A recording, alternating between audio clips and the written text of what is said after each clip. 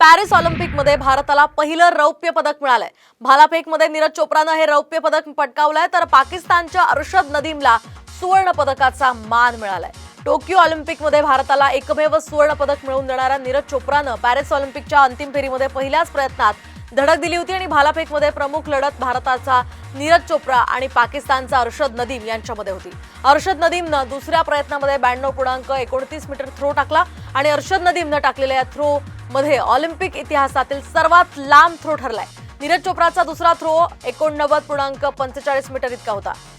त्याचे इतर throw line cross केल्यामुळे बाद ठरले। दरम्यान यामुळे नीरजची सुवर्ण पदकाची संधी हुकली आहे। दरम्यान आतापर्यंत कोणत्या देशाला किती पदकं मिळाली आहेत आपण ग्राफिक्सच्या माध्यमातून पाहूया।